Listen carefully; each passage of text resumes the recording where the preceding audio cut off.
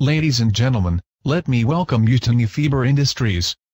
We've called today's press conference to announce our discovery of a revolutionary new material, which for the time being we're calling X15. We believe it has the potential to transform the way we live. In a moment, I am going to ask the project leader, Dr. Sally Fleming, to explain all about X15. As you will understand, some information concerning X15 is sensitive and cannot be released. But following Dr. Fleming's presentation, there will be an opportunity to ask questions. Sally, over to you. Thank you, Tony. Perhaps the easiest way to explain X15 is to use a concept which is already familiar. You all know that it's possible to mix metals. Bronze, for example, is made of copper and tin, and it is harder than pure copper. You also know that bronze was a vitally important material in human culture and development.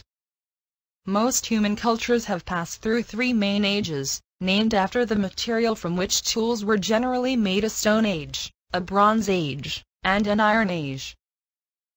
Now what does all this have to do with X15?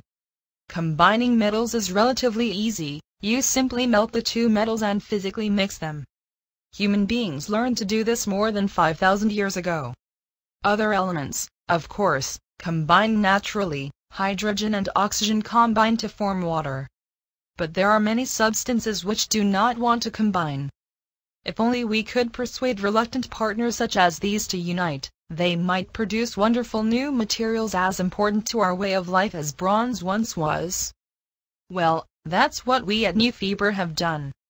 By using a completely new technique for working on materials at the microscopic level, we have discovered how to combine silicon and another material whose name we cannot reveal into microscopic thread-like structures. The resulting material, called X15 for now, is both light and strong as well as extremely stable chemically.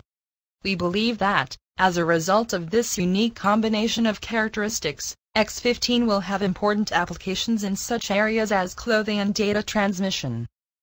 Of course, we are still at the beginning of this exciting new field, and we still have much to learn about how to control forces and materials at the microscopic level.